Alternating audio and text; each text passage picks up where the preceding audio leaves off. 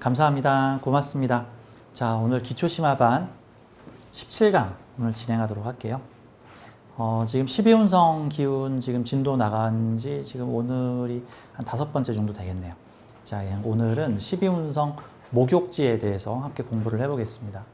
자, 제가 비경겁제랑 견주어서 이 두 개의 12운성을 함께 설명을 드리고 있는데 그 생과 사를 함께 하는 지난 시간에는 생지하고 사지를 한 세트로 모았어요. 비견한테 생지는 겁제한테 사지고 겁제한테 생지는 비견한테 사지고 명리학에서 비견과 겁제의 관계는 보통은 나와 너, 나와 다른 사람으로 보통 비유를 하기 때문에 내가 생을 받는 곳이면은 겁제는 그곳이 이제 기울어지는 곳이고 내가 이제 기울어지는 곳이 내가 죽을 곳이면은 저 사람은 태어나는 곳이다. 뭐 이런 뜻이라고 보면 되는 거죠. 그 어른이 돼서 느끼는 것들이 있죠. 어른이 돼서 결혼을 하고 자녀를 갖게 되었는데 그럼 이제 자녀가 성인이 될 때와 자기 나이를 비교를 해보죠. 예를 들어서 30대 중반에 아이를 낳았다고 가정을 해봐요. 아니야. 계산하기 쉽게 40세에 아이를 낳았어. 이 아이가 성인이 되는 20년 후에는 나는 몇 살일까? 라고 보게 되면 난 60이죠. 그 느낌은 아이들은 성장하고 나는 이제 노인이 되어가고 뭐 이런 느낌이라고 볼 수 있겠죠. 그래서 그 12운성은 반드시 비견한테 이런 자리면 겁제한테는 상반된 다른 자리로서 나타나게 되기 때문에 나의 자리가 있으면은 남에게는 저런 자리다라는 측면으로 좀 봐야 돼요. 그 장생 공부를 할 적에 제가 이 부분을 조금 그 설명을 덜 드린 것 같은데 이 장생지와 사지, 생지와 사지, 누군가 태어나면 누군가 죽는 뭐 이런 누군가 막 시작을 하면 누군가는 저물어지는 뭐 이런 관계. 이 장생지를 가지고 있는 사주들이 그 좀 어떤 특징이 좀 있냐면 여러 특징 중에서 시기 질투를 아주 많이 받아요. 특히 윗사람한테는 이쁨을 받는데 동기나 비슷한 입장에 있는 사람들한테는 시기 질투를 되게 많이 받는 경우들이 있습니다. 사주에 장생이 한 2개 있다. 그럼 일상에 시기 질투를 많이 받고 살아겠구나. 그 말이 할아버지가 나를 좀 더 이뻐했다든가 사장님이 나를 좀 더 신경을 써줬다든가 모임에 갔더니 주최자 어르신이 나를 좀 더 신경 써줬다든가 근데 이거를 불공평하다라고 느끼는 사람들이 있을 수 있겠죠. 그러면 시기 질투를 많이 받아요. 근데 세상에는 사실 두 종류야. 시기 질투를 하는 사람과 시기 질투를 받는 사람. 뭐 그 중간 어딘가에들 다 있겠지. 시기 질투 한 10번 하고 시기 질투 한두 번 받든가 아니면 시기 질투를 10번 받고 시기 질투를 한두 번 하든가 같은 느낌인데 장생들은 그래서 주변에 시기 질투를 많이 받아요. 왜? 생을 받잖아. 막 누군가 나를 키워주는 것 같고 이뻐해 주는 것 같고 본인은 그렇게 안 느끼더라도 남들은 그렇게 느낄 수도 있거든. 그렇게 되면 왜 저 사람만 챙겨? 저 사람 뭐 있는 거 아니야? 왜 저 사람은 저렇게 승진하는데 왜 저 사람은 2대 때리고 난 3대 때리는데 뭐 이럴 수 있는 형태들이죠. 그래서 이 장생지들은 겸손해야 돼요. 겸손해야 돼.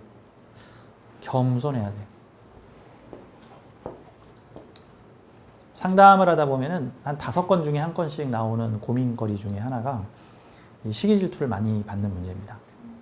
그러니까 한 5명 중에 한두 명 정도는 이번에 회사에서 진급을 했는데 왜 이렇게 주변에서 나를 이렇게 시기 질투를 하고 내가 이번에 무슨 대회에 나가서 상을 탔는데 왜 이렇게 사람들이 나를 험담을 하고 이게 시기 질투를 좀 더 심하게 하면 이제 뒷담화, 안 좋은 비평, 악플 이런 식으로 실체화될 수도 있죠. 그냥 속으로만 꿍하고 있는 게 아닐 수도 있는 거니까.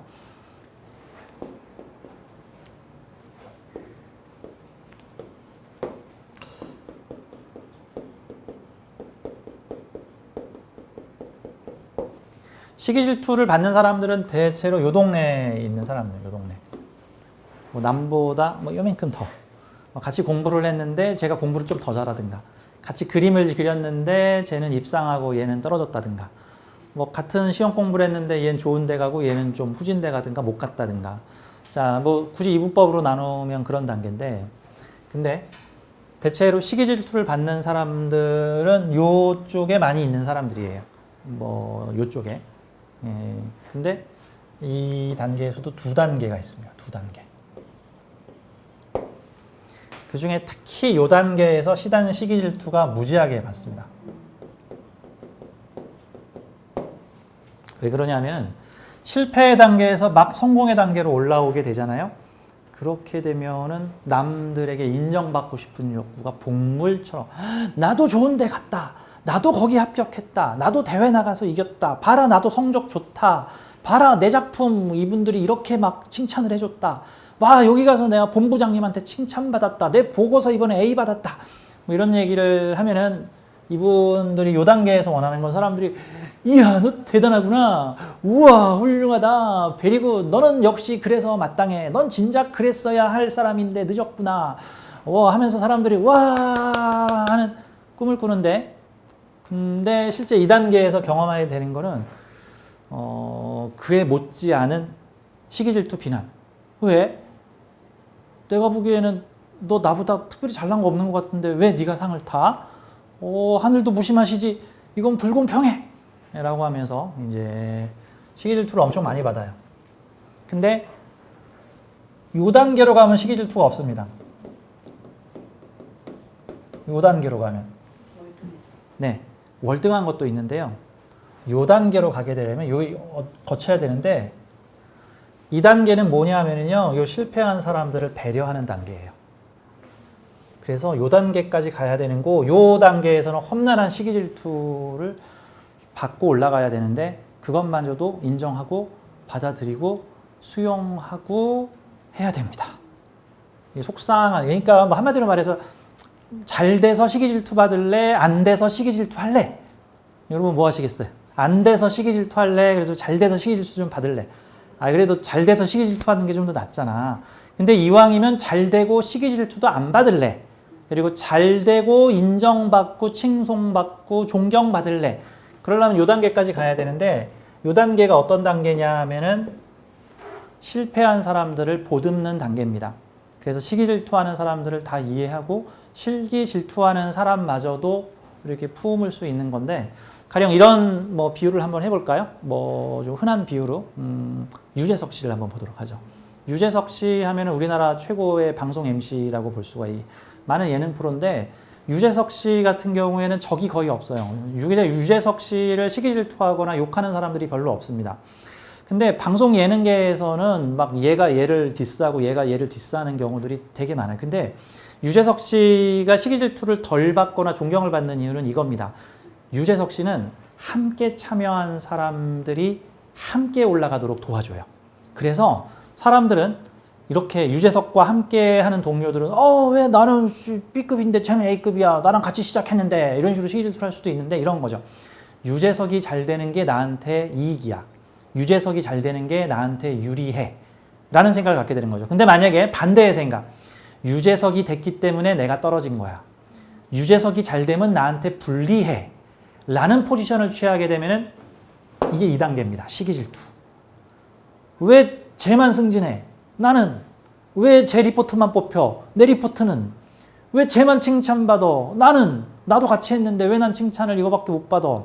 이러면 거기다가 만약에 상대가 역시 제가 좀 하죠. 이런 식으로 이제 겸손도 안 하면 이제 시기 질투가 이제 하늘을 찌르게 되죠. 그래서 이 성공을 해서 이 윗단계에 가서 존경까지 받으려면, 시기 질투를 피해서 존경까지도 받으려면은 올라서지 못한 사람들을 챙겨줘야 됩니다. 그래서 그러니까 쉽게 말해서 대인격자가 돼야지. 대인격자. 이거 보통 일이 아니야. 단순히 성공한다고 해서 사람들이 나를 다 우러러보고 사랑해 줄 거라고 생각하면 안 돼. 시기 질투라는 험난한 과정을 같이 거치고 올라가야 돼. 그러다가 이제 일정 단계에 오르게 되면은 사람들이 나의 성공을 다 기뻐하죠. 왜? 저 사람이 성공하는 게 나에게도 유리하다고 생각을 하는 거니까. 저는 가끔 유재석 씨를 보면은 그런 느낌이 들어요. 이게 그런 사람들 있잖아요. 예를 들어서 패널 중에 개그맨 양세창 씨라는 분이 있죠. 그분의 캐릭터 특성은 아마 그분이 뭐 일부러 그렇게 만들었는지 모르겠는데, 옆 사람을 까가지고 자기를 띄우는, 옆 사람을 까내려서 자기를 그 띄우는 형태예요. 또는 자기를 못 띄우겠으면 옆 사람을 사정없이 까내리면 돼. 그럼 자기가 상대적으로 뜨게 되니까. 그러니까 양세창 씨가 나오는 방송에서는 패널들끼리 신경전과 전쟁이 벌어져요. 전쟁이 벌어져. 그러니까 상대방도 저 양세창을 찍어 눌러야 제가 나를 공격하지 않겠지. 날 우습게 볼지도 모르니까 내가 먼저 제일 찍어 눌러야 되겠군. 그래가지고 날선 이렇게 이 모습들이 나옵니다. 유재석 씨의 스타일은 그러지 않죠. 자신을 적당히 낮추면서 함께 출연한 사람들을 이렇게 띄워줍니다. 그러면서 자기도 함께 상승을 해. 내 주변 사람들을 상승시켰기 때문에 거기에 껴있는 나도 상승을 하는 거야. 그러니까 반대로 주변 사람들을 까내려서 나를 튀게 하는 방식과는 다르죠. 그러니까 이 시기 질투를 많이 받는 장생, 목욕도 그래요. 목욕도 비슷해요. 뭐 별 차이 안 나잖아. 목욕이나 장생이나. 목욕은 좀 더 나가지. 이제 그러니까 성공을 했다. 요 시기 질투를 받는 과정을 거쳐서 존경과 인정을 받는 과정으로 올라가게 되는데 존경과 인정이라는 것은 그냥 생기지 않는다. 나를 낮추고 내 주변 사람들을 함께 품고 올라가는 대인배적인 마음을 가지고 있어야 한다. 이 정도 그런 측면으로 좀 얘기를 하겠습니다. 자, 오늘 목욕지와 병지에 대해서 보도록 할게요. 17강입니다. 목욕지와 병지에 대해서 17강, 18강에서 함께 다뤄보도록 할게요. 자, 왜 이름이 목욕일까? 이 욕자가 정말 목욕탕 할 때 욕자입니까? 아, 맞아요. 목욕탕 할 때 욕자가 맞아요.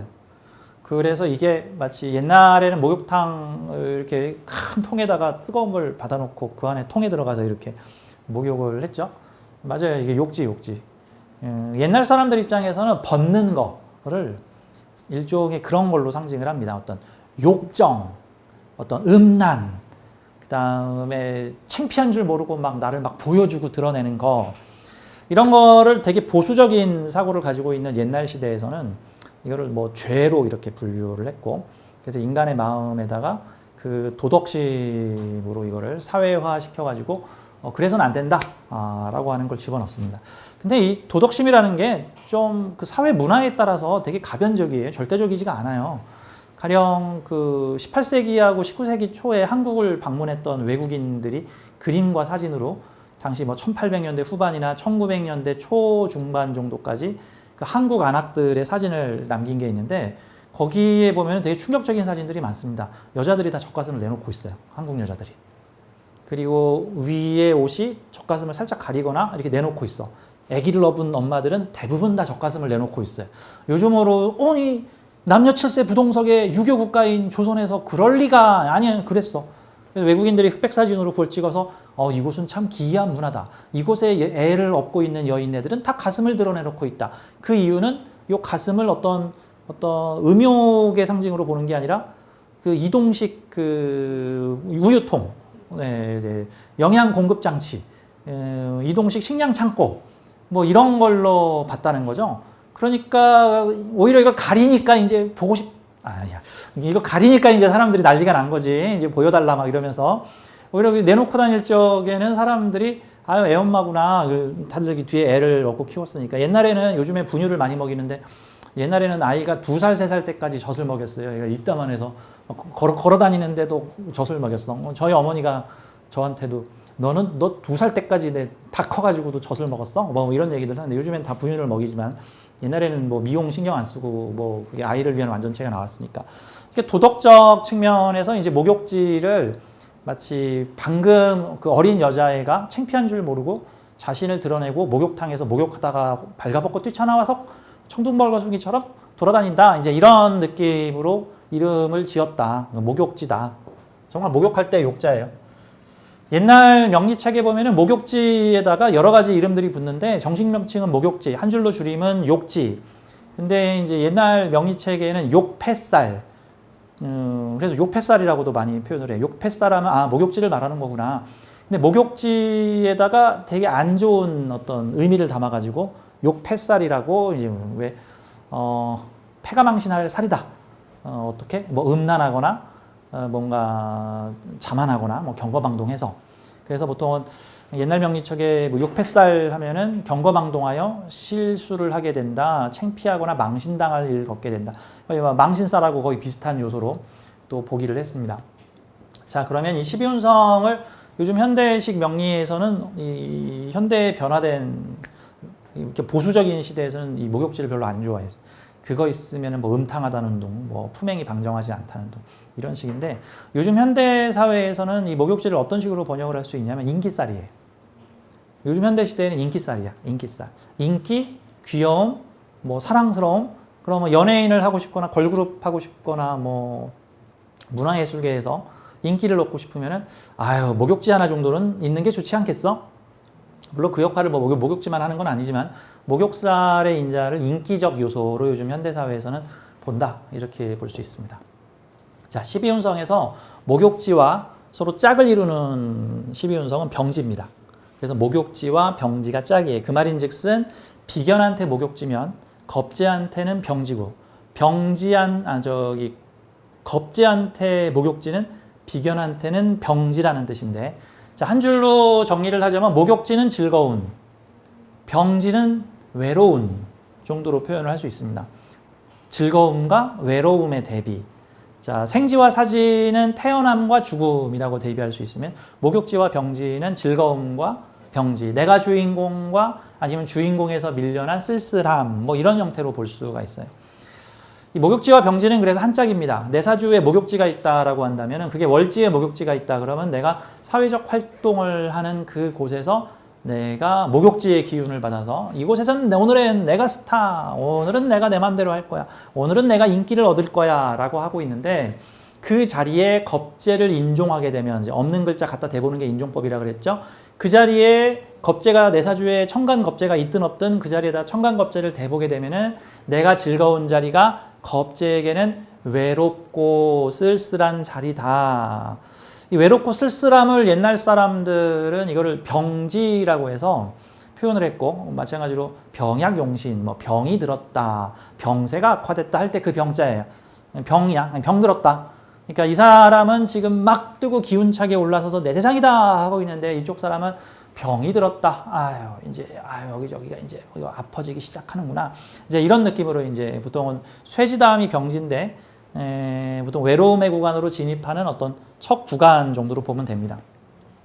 이 병지가 더 심각해진 게 사지예요. 이제 병지가 더 음적으로 간 게 사지라고 보면 됩니다. 그래서 사실 이 쇠지하고 병지는 그 양적 음적 구간의 중간 구역 정도로 보면 돼요. 중간 구역.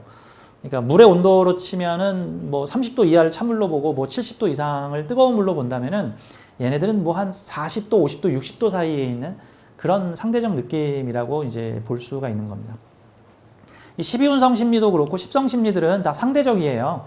그러니까 물의 온도가 60도는 뜨거운 물입니까? 찬물입니까? 라고 본다면은 70도에서 온 사람한테는 찬물이고 50도 온도에서 온 사람한테는 따뜻한 물과 같은 거죠. 그러니까 사주에 병지, 사지가 있다고 해서 이 사주는 이제 죽을 때가 다 왔고 무조건 외롭고 라고는 하지 마세요.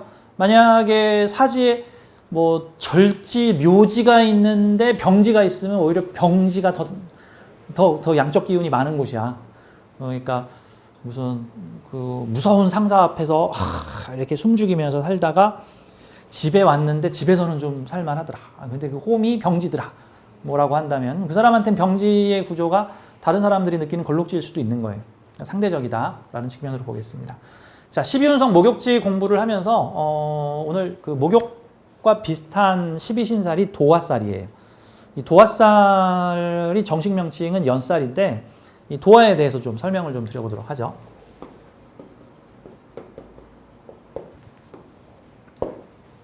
자, 우선 이 도화살이라는 거는 12신살에서 이름한 명칭인데 정식 명칭은 연살입니다. 연살. 근데 우리가 그냥 통칭 사회적으로 흔히 부르는 명리계에서 그냥 포괄적으로 부르는 도화에 대해서 좀 말씀을 드리자면 이게 좁은 의미가 있고 넓은 의미가 있어요. 확장된 의미.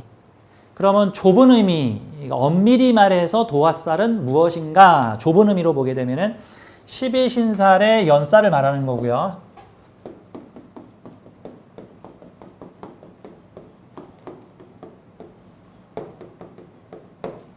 기운이 시작되고 두 번째 기운이에요, 연살은. 지살 다음 연살 이렇게 가니까. 그 다음에 넓은 의미로 보게 되면은 뭐가 더 확장이 되냐면은 12운성의 목욕.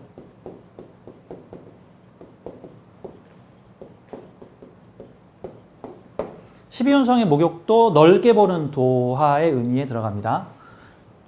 또 넓은 의미에는 뭐가 들어가냐면 좌우무유. 왕지죠, 왕지. 그래서 사주에 좌오묘유가 있다고 한다면 이건 역시도 도화의 인자가 있다고 넓은 의미로 봅니다. 그러니까 넓은 의미로 보면은 웬만한 사주에 다 이런 거 정도는 다 있는 거죠.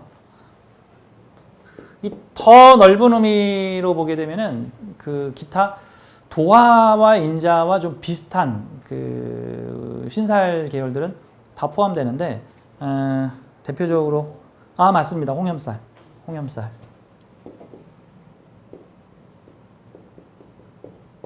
얘네들도 다 포함을 하죠. 도화살하고 홍염살하고 뭐 무슨 차이가 있습니까? 하면은 이제 세부적으로 뭐 도화는 이렇고 홍염은 이렇다 이렇게 표현하는데 그거 거의 구분 안 돼요. 거의 구분 안 돼요. 얘네들이 다 합해서 매력, 인기, 내가 주인공, 보여주고 드러내기, 재주와 예능, 이제 이런 인자로도 볼 수 있죠. 이 좌우묘유가 왜 넓은 범위에 이걸로 봅니까? 라는 거는 그 뭐라고 표현할까? 이 좌오묘유가 사주에 있다 그러면 무조건 4개 중에 2개는 도화살일 가능성이 있어요. 무조건 4개 중에 2개는 도화살일 가능성이 있고 이 왕지 계열들은 해당 기운의 중심 기운으로 보기 때문에 멋있다. 그러니까 금이 가장 금답고 목이 가장 목답고 발레리나가 가장 발레리나답고 예술가가 가장 예술의 물이 올랐고 뭐 작가가 가장 작가의 중심 시절을 겪고 있고 이런 그 중심 기운으로 보기 때문에 이 좌오묘유를 이 도화의 인자로 같이 본다라고 볼 수가 있어요. 그래서 보통은 제가 옛날에 명리 공부하던 10몇 년 이전에는 사주의 도화살을 좀 부정적으로 봤습니다. 이게 보면은 살이라는 말이 붙으면 이게 죽일 살자이기 때문에 보통 부정적인 요소를 붙일 때 살, 그다음에 긍정적인 요소로 쓸 때는 신 이런 말을 뒤에다 갖다 붙이는데 뭐 길신 뭐 이런 식으로 근데 뭐 흉살 이런 식으로 안 좋은 거 뒤에다가는 도화살이라고 붙였어요. 기준이 있는 거죠. 그냥 하늘이 정해준 무조건 나쁜 놈의 분류에 속하는 게 아니라 좋고 나쁘고는 전부 상대적인데 옛날 사람들은 보편적으로 어떤 예의범절, 규칙, 강력한 유교적 도덕주의를 가지고 그 도덕 범주 안에 있어야 뭐 좋은 거다. 쉽게 말해서 음욕을 품는 것 자체도 나쁜 거다. 뭐 속살을 드러내는 것도 나쁜 거다. 근데 어떤 문화권에서는 가슴 드러내는 게 전혀 나쁜 게 아니다. 어떤 나라에서는 여행자들한테 자신의 부인과 잠자리를 함께하는 그런 문화도 있는데 그게 그 문화에서는 전혀 이상한 게 아니다. 뭐 이런 형태들이 되는 거죠. 우리가 그걸 이해를 못할 뿐이죠. 이 유목사회나 극한 환경에서 살아가는 지역에서는 대체로 사람들 간의 교류가 잘 이루어지지 않다 보니까 근친혼이 매우 많이 벌어졌기 때문에 이 근친혼 때문에 그 촌락이나 그 집성촌이 몰락을 하는 경우들이 유전학적으로 근친혼을 하게 되면은 이 열성인자들이 많이 유배가 되기 때문에 그래서 그 에스키모 지역이나 또 유목민 지역에서 여행자들과 자신의 부인을 동침을 시키는 이유가 그 자기 부인이 자기 여동생이거나 사촌일 가능성이 높답니다. 같은 가족 내에서 결혼을 했기 때문에. 그런데 같은 가족 내에서 결혼을 하면은 장애를 가진 아이가, 병을 가진 아이가 많이 태어나는데 우리랑 전혀 친인척이 아닌 사람들과 동침을 해서 태어나는 아이들은 뭐 그런 거죠. 그러니까 결국 이 도덕주의적 측면에서 목욕도화를 안 좋다고 보는 거예요. 어떤 문화권에서는 그게 그 뭐 에스키모나 뭐 저 유목민족들의 인간 생존을 위해서는 반드시 필요한 것일 수도 있어. 우리 입장에서는 어떻게 조선시대 그럴 수가 있어. 뭐 이런 것이지만